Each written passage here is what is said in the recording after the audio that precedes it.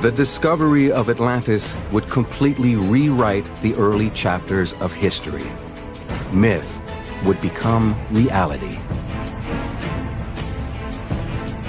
So finding this mysterious sunken city has become the stuff of obsession. Generation after generation has set out in search of her, but every quest has ended in failure. Now, with the help of modern technology, one team may finally beat the odds. They're employing everything from satellite photography to ground-penetrating radar to underwater archaeology in a passionate bid to find the sunken city.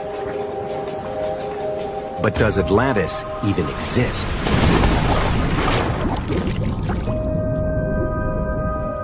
The legendary city may be just that, a legend.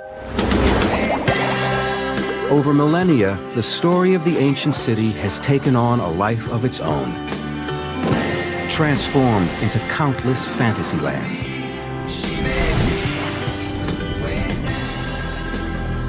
To separate fact from fiction, any search for Atlantis must begin with the original source material, and Angela Hobbs knows just where to look.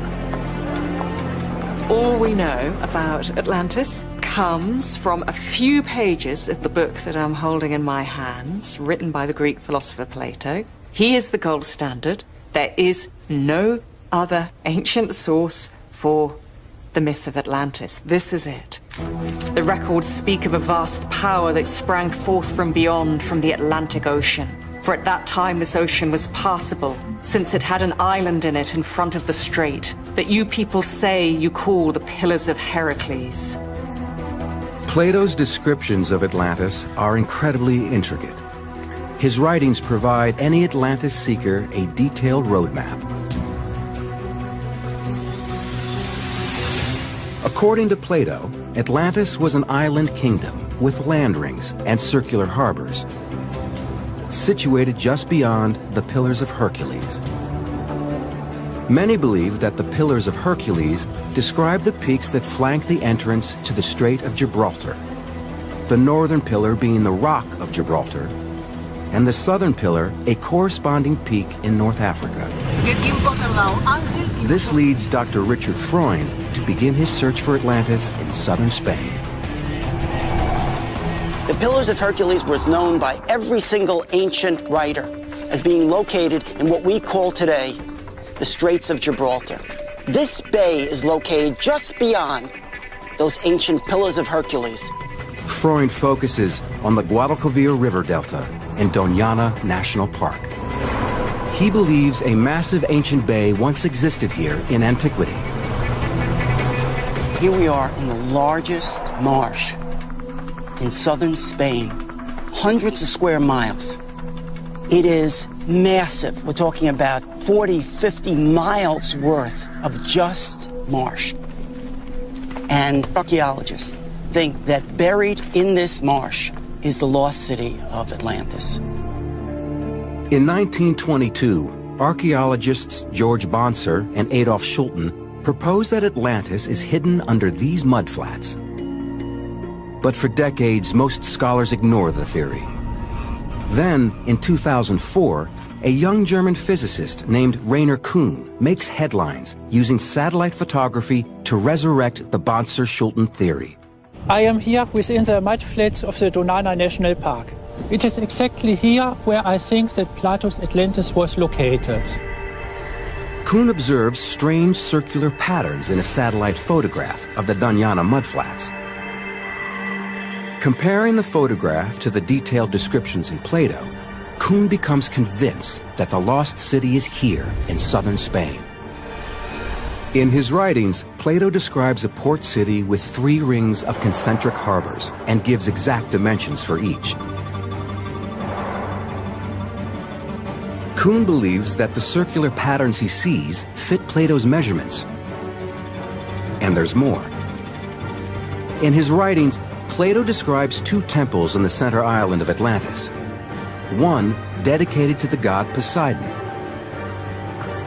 Within the circular patterns on the Doñana mudflats, Kuhn finds a rectangular anomaly.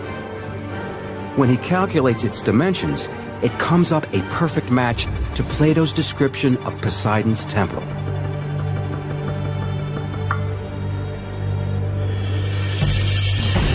Today, Kuhn's theory has led to a full-scale expedition.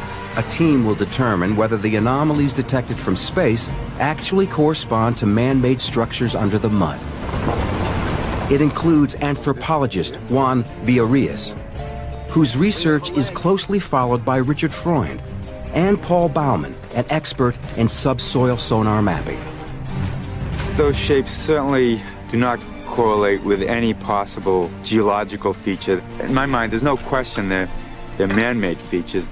One of the big circles is connected with several rectangular structures.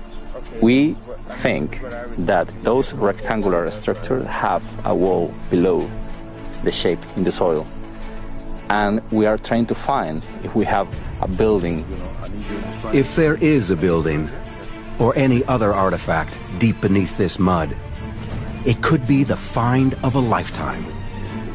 If they can excavate and come up with just a few really good artifacts that can be dated to 4,000 years ago, then we have evidence for one of the great myths in civilization, the myth of the beginnings of Atlantis. Even on this team, there are skeptics who say the long-lost kingdom of Atlantis is just a myth. But they need only look 1,000 miles east to a place the Turkish call Troya for proof that myth can become reality. Here lies Troy, one of the most storied cities of the ancient world. So, this is the main street of the late Bronze Age citadel of Troya, dated around the 13th century BC. For years, people thought that the city of Troy was a fantasy, a made-up place described in Homer's epic poem, The Iliad. In the 3,000-year-old story, Troy is the setting for the Trojan War and the legendary Trojan horse, where the warrior Achilles fights for the beautiful daughter of Zeus, Helen of Troy. Like Atlantis, Troy was thought to be just a myth. Those who searched for it were ridiculed. There were many voices that would say that this story is pure fiction, that Troy does not exist. Then, in 1870, amateur archaeologist Heinrich Schliemann proves that Troy is a real place after all. He's able to unearth the fabled city by simply reading one of the oldest myths in Western literature as if it was fact.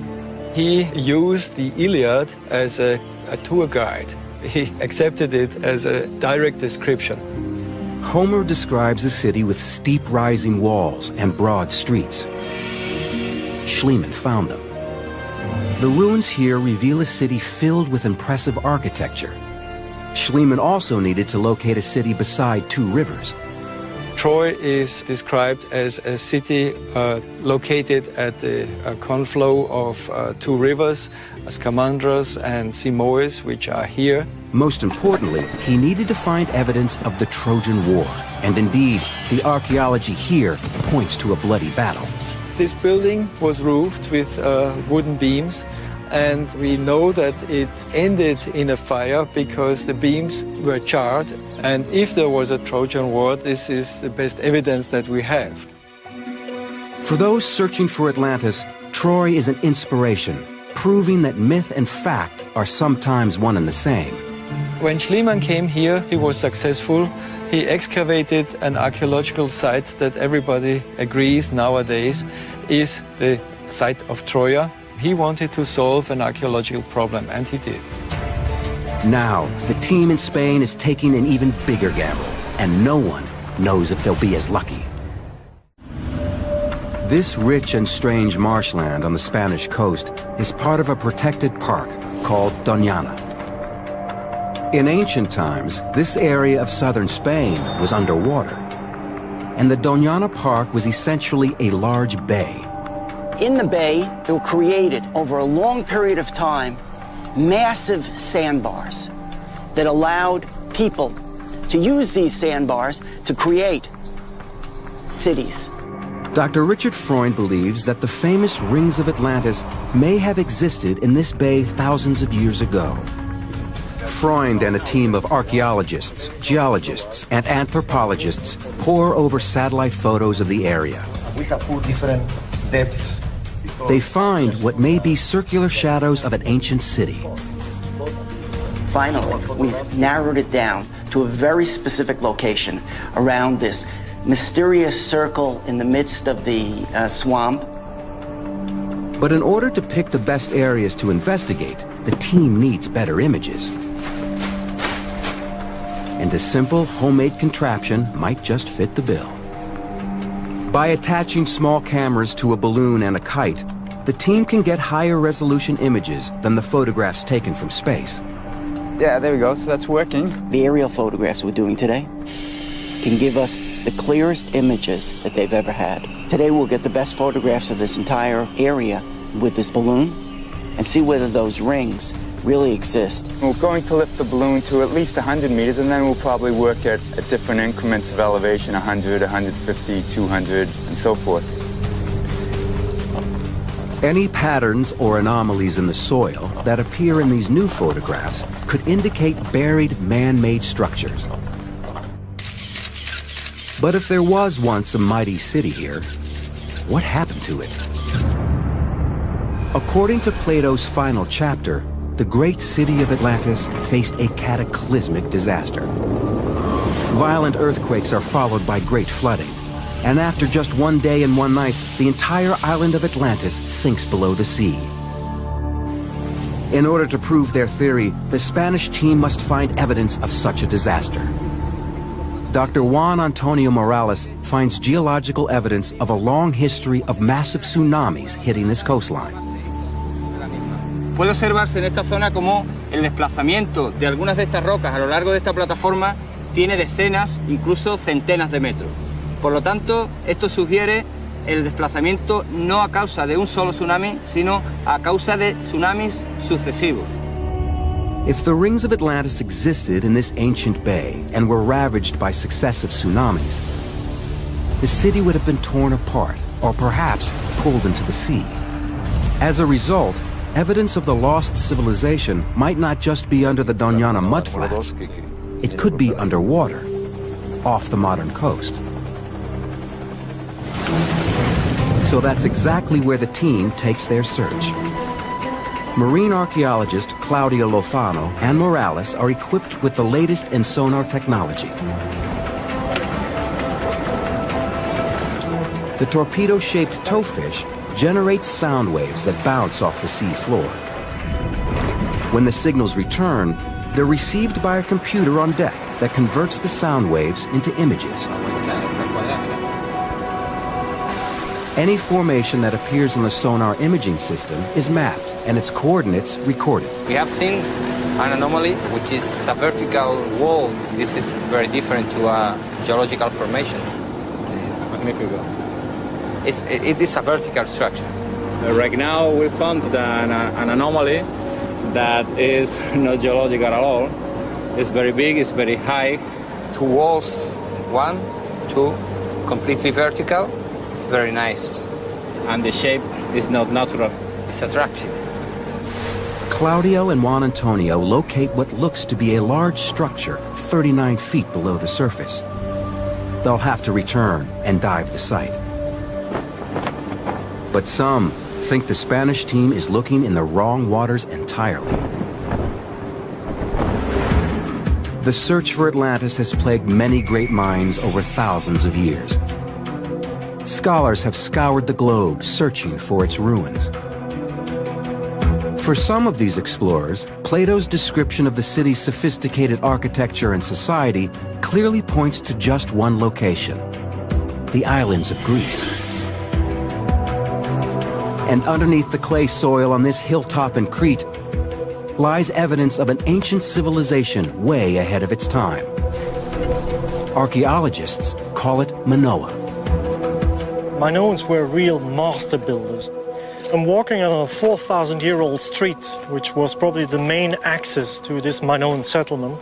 Beautifully paved with very large slabs, especially cut for this building.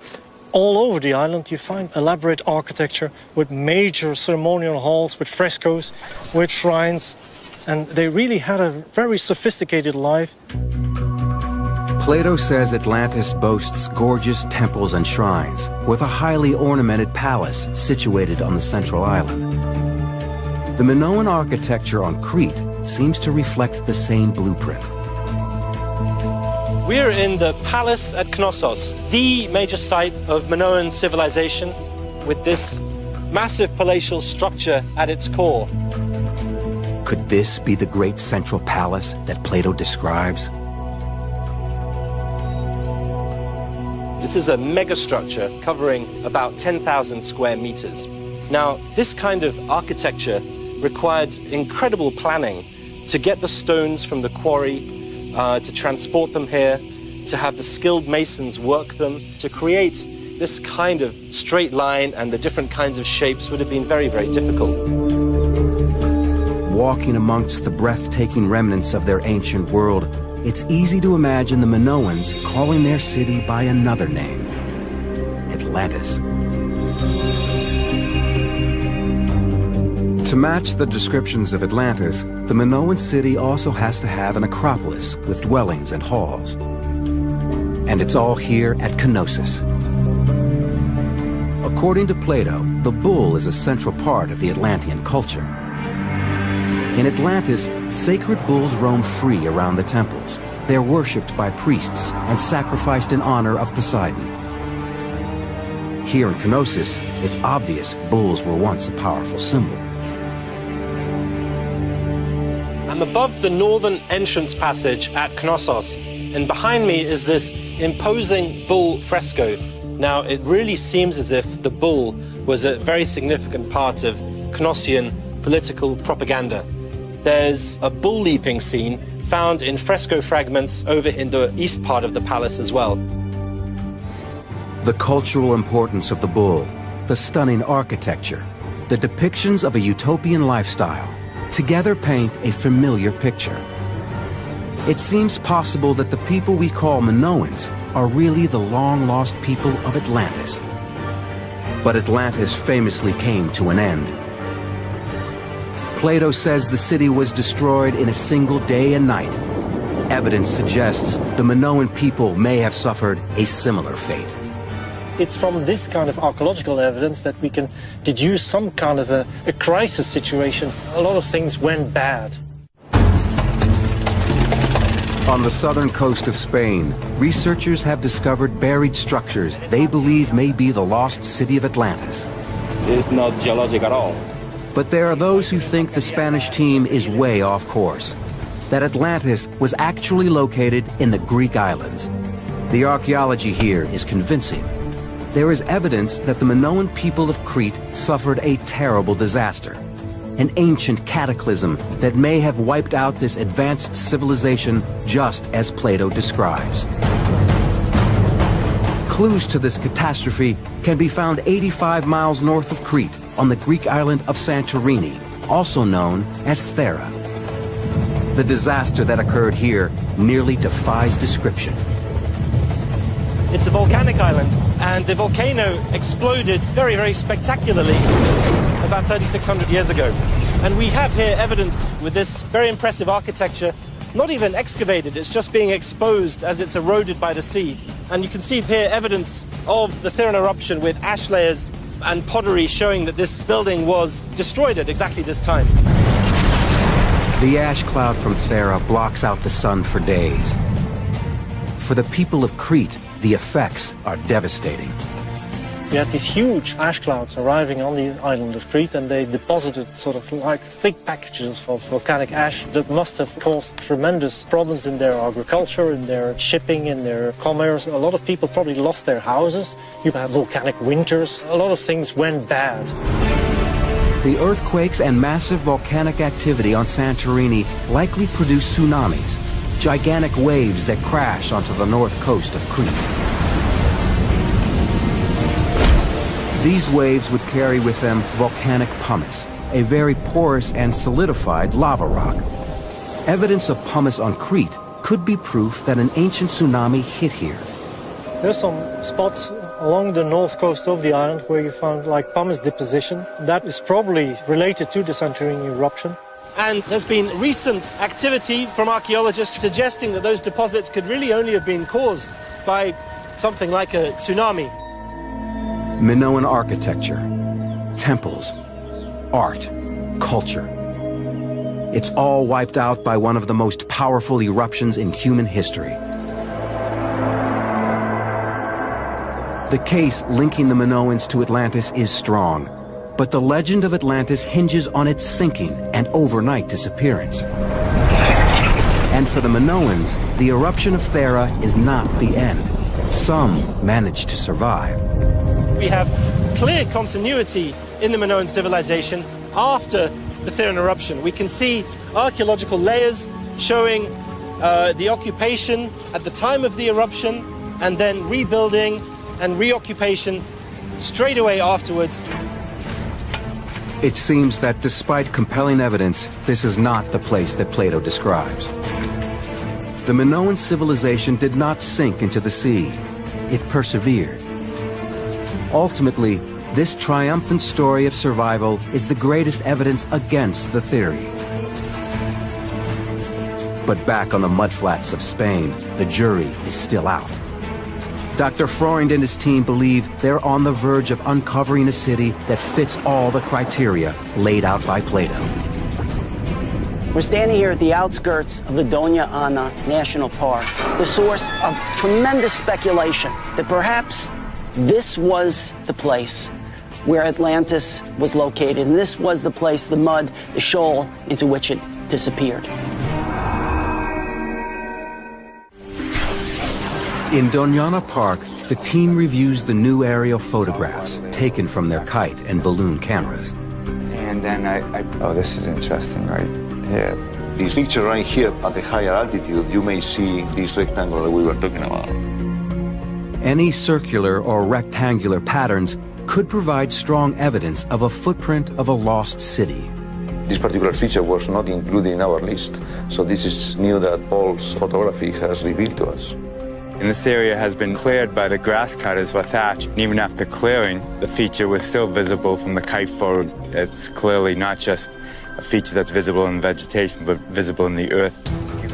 These traces may be the last markers of Atlantis. This is, I think, the most important feature in the aerial photography that's been done. It's the one that most resembles anything like Atlantis.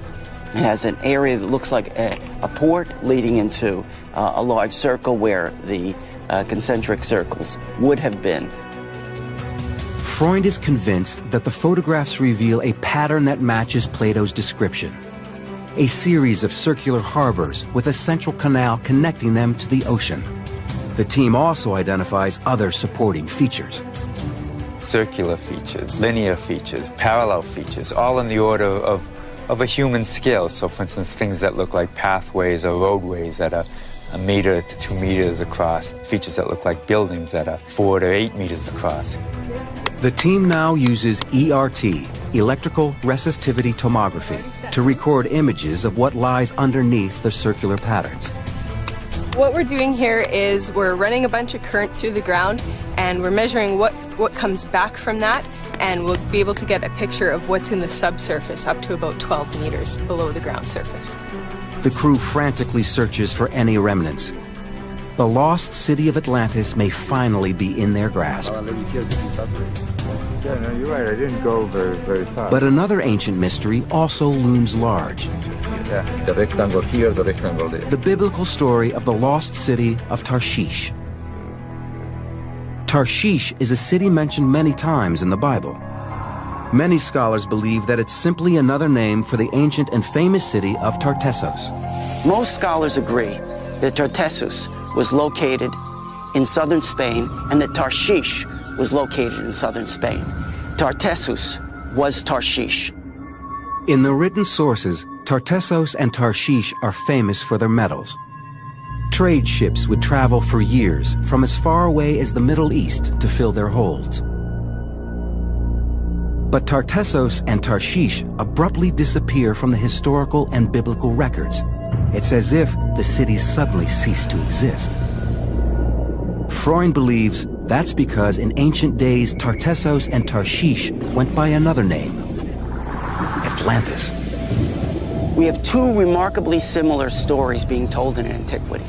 The story of Tarshish in the Bible and the story of Atlantis in Plato and Roman sources. In the story of Plato, Atlantis is a port city located on an island at the far end of the known world, where deep water ships would come, taking 3 years to arrive at the end of their journey. In the Bible, Tarshish was that city that may have been built on an island, a deep water port, at the end of the known world for the Bible, and it was a place that took 3 years, according to the Book of Chronicles, for them to arrive at the end of their journey. Tartessos is Tarshish is Atlantis. It's an interesting theory. Each city is documented as a famous port that mysteriously disappears from the written record. And the similarities don't end there. Each of the three cities is said to have great mineral wealth, with access to massive amounts of gold, silver, or copper. Plato certainly does talk about mines, which the Atlanteans have access to, and one of these mines being for this probably fantastical metal called orichalk, though some archaeologists think they know what it might be or what it might be like. All we know is that it glows like fire. Scholars translate orichalk as mountain copper.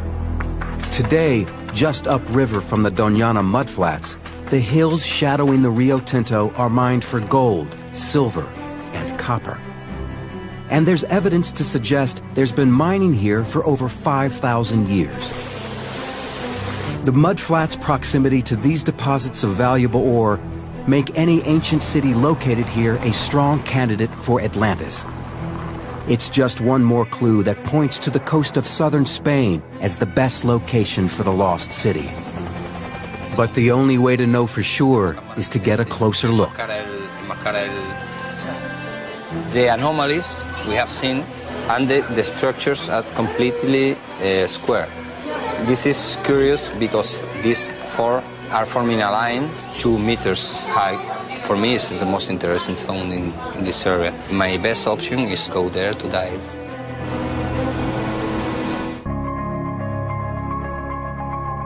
Using side-scan sonar, the team isolates 5 areas off the southern coast of Spain that may hold remnants of the lost city of Atlantis. The sonar images show what looks like man-made structures on the seafloor. Right now we are sailing to one of the points that we want to check. We call it the cathedral. It's really big. It's about 40 meters long. The main characteristic that we are looking for is if it's human-made or not. It's the beginning of storm season. High winds and foul weather pick up at the end of September and continue through the winter. The divers have only a small window of opportunity to investigate the site before the weather turns ugly. We have a good news. Strong wind of yesterday blow dark water that came from the river. We'll have better visibility than we expected.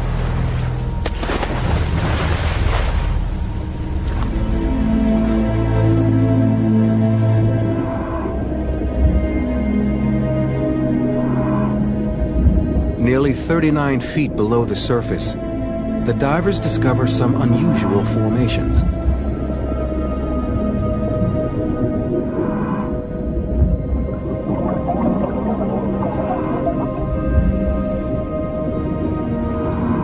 Stones that seem to have been cut.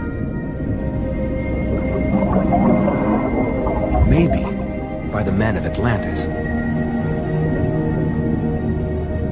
These stones may have once been part of the great city walls that Plato describes. Man-made, yeah. It's too perfect to be casual. Huh? Take a second look, yeah?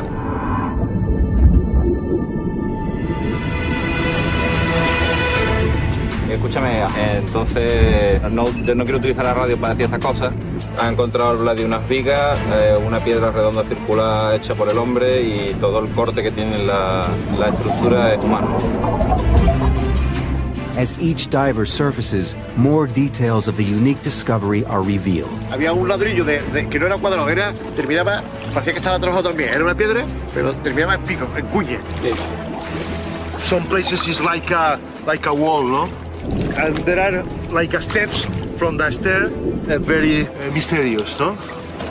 Vaya día tenemos, ¿no? Increíble. Increíble. The dive is a success, but the team's geologist, Juan Antonio, doesn't want to jump to any hasty conclusions. First, he needs to review the hours of underwater footage. Any discoveries from the diving expedition could be linked to potential finds in Doñana, so the team continues their search on land. Archaeologists conduct a careful survey of the surface, hunting for any cultural remains. When we're looking for Atlantis, we're not just looking for the buildings of Atlantis. What we're looking for is the culture of Atlantis. We may not find all of the contours of the city. You could find a wall, you can find two walls, you can find rectangles. It still doesn't connect it directly with the ancient Near East and all of the great civilization from the Aegean through the Mediterranean. But every once in a while in archaeology, you come upon a smoking gun, something that connects all the dots for you. While searching within the large circular patterns in the soil, Freund and his colleagues suddenly discover two incredible artifacts. He's a magnet, but look at that, look at that. Oh my gosh, people wait a whole career to find one of these little figurines, and to find two, just magnificent. It's an ancient statuette, probably at least 2,000 years old. She is one of the most spectacular kinds of goddesses. Is she Astarte or Ishtar? If they are Astarte or Ishtar, it would make them Bronze Age icons, dating as far back as 4,000 years. The beautiful figures may represent a direct connection between this area and the great civilizations of the ancient world. From the ancient Near East, through the Aegean, to the Mediterranean. And those two small figurines can connect it. Because if we find the culture that fits into that context, then we found Atlantis. Meanwhile, now back on land, Claudio, Juan Antonio, and the team of divers carefully review their footage, analyzing what seems to be the ruins of a man-made structure. Yo veo aquí una superficie que parece el techo de un bloque. Imagínate que eso fuera una pared, un bloque hecho por el hombre. Parece un muro. Pero yo veo dentro de la piedra y veo líneas. Yo no veo un muro, yo veo un estrato diaclasado. Este diaclasado corresponde a esfuerzos regionales y seguro, vamos, yo apostaría que es geológico. Yo no puedo afirmarlo con rotundidad, pero me cuesta creerlo, ¿no? Me cuesta verlo. Parece que pueda ser una formación natural que haya sido modificada. Parece que el hombre ha hecho algo ahí. Que alguien aprovechara esta piedra que se la encuentra rota para construir un muro, puede ser. Each stone raises new questions. Although they appear to have been formed geologically, it's possible they were later used as building materials. Esto es completamente nuevo. Cuando analizamos yacimientos del entorno de Doñana, vemos que muchas de estas rocas y de rocas de otro tipo cuadrangulares han sido reutilizadas en la construcción. If the stones were transported and used as building blocks, the most likely location for a construction site is under the Doñana mudflats. For 3 days now, the team has been conducting advanced imaging across the geometric patterns first seen in the aerial photographs. Let's get Juan over here. Just let him look at this. This is the big circle. Any structures below the soil will show up as distinct breaks in the so-called density and conductivity graph. If there are evenly spaced breaks that match the circular patterns on the surface, it will be strong evidence that there are buried structures under the mud that could be the city of Atlantis. Okay, so here's the results of the electrical imaging across the large circle that's particularly reminiscent of Plato's description of Atlantis. The section's 160 meters long and 12 meters deep. We have breaks here and breaks again at 60 meters. 60 meters. The results look positive. The images show breaks consistent with the circular patterns seen from above. In my view, the pattern of resistivity to electricity matches the pictures, matches the shape of the borders of the features. We can explain the circles because they really are there. There is some kind of representation in the soil. They look like this. If a city was suddenly buried here, all of the organic material associated with that civilization would also be trapped. Over the centuries, this material would decompose and produce gas. While retrieving core samples, the team taps into just that. But isn't this the most exciting feature? We have a mysterious methane layer that could indicate flora and fauna and human activity that were sealed in one single layer in a catastrophic event. Freund is feeling optimistic. Early lab results from the finds at the Doñana mudflats are in, and so far, they look positive. Carbon-14 dating has told us that artifacts found inside of the marsh go from the period of 5,000 BCE all the way down to approximately 2000 BCE. We have a coring that tells us there was a deep water port that continued into the center of this marsh. Electrical resistivity tomography identifies that there were actual signatures of walls that were located below the surface. And we have a mysterious methane layer that was sealed about 6 to 9 meters below the surface. It goes down deep. What is it? It must be about 5 meters? No. Methane is created by the decomposition of organic matter. If the entire Atlantis civilization was suddenly buried, it could create a huge deposit of trapped methane, like the one found by the research team. Although other explanations for the gas are possible, its unique location, coupled with the history of tsunamis on this coast, together make a strong case that a tsunami crashed onto this site and buried a city.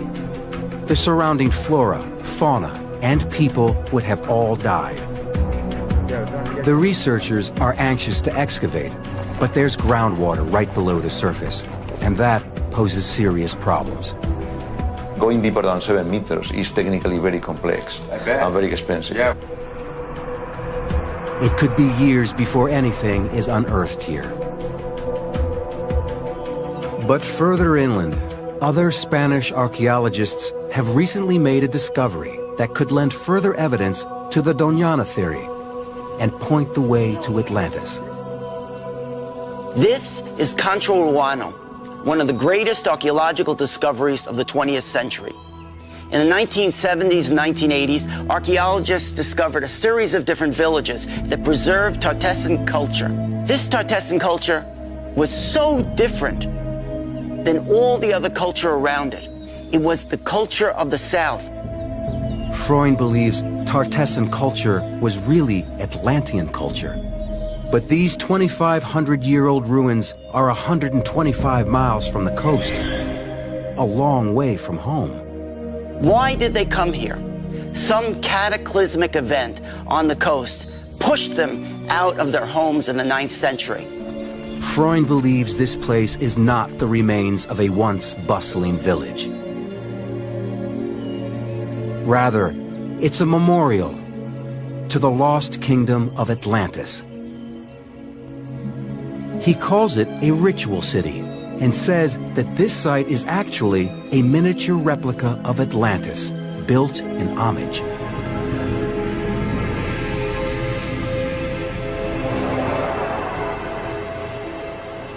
Concho Ruano is just one of several ritual cities found in this area.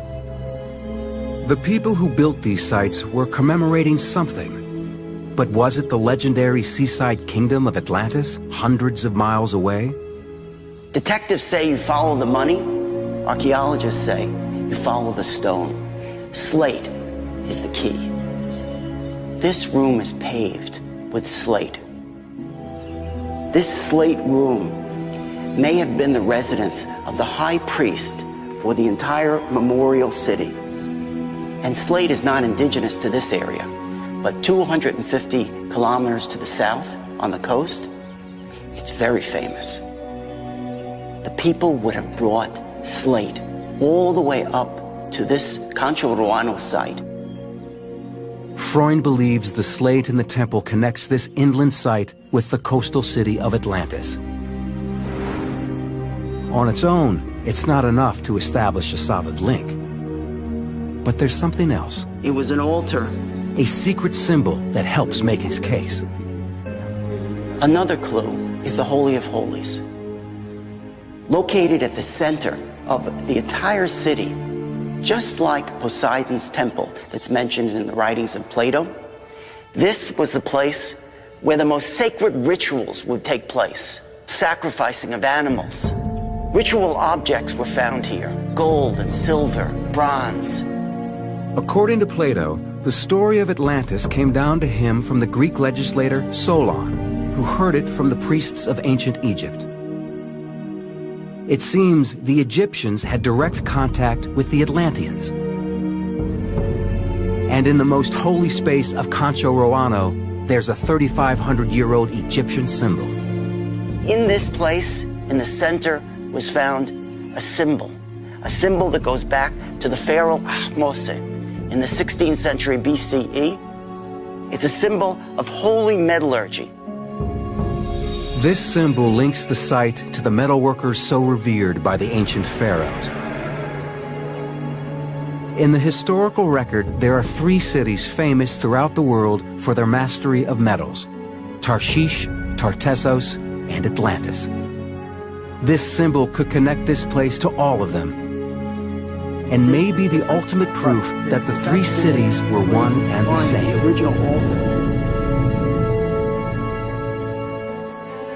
But there's one more piece of evidence connecting Concho Roano to Atlantis. The most remarkable artifact of all.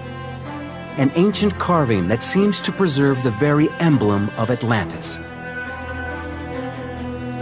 It's a stone indicator of what they were memorializing, who they were. And what is it?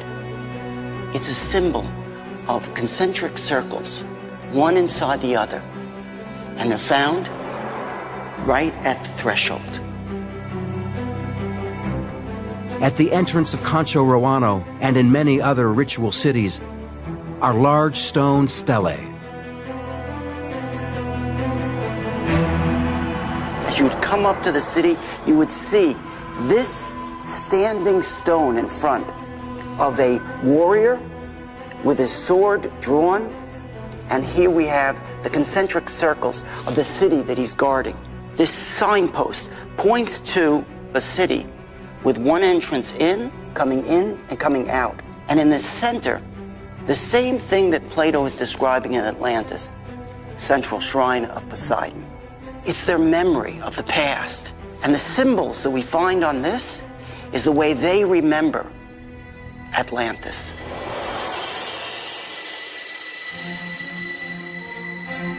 If this structure was built by refugees from Atlantis, then this is the shared memory of their sunken home. A scale model of the lost city, still buried perhaps beneath the mud of southern Spain. In a deserted patch of marshland may lie the secret that explorers have been seeking for more than 2,000 years. Advanced imaging technology has detected circular patterns like those described by Plato. The same design that's repeated on a 2,500-year-old memorial. And new science seems to have revealed a guarded island city of circular canals with a central shrine and a waterway that leads to its heart. Maybe this is where our civilization was born, home to an ancient and advanced people, a culture of extraordinary achievement. Perhaps submerged beneath this ground is the place we call Atlantis.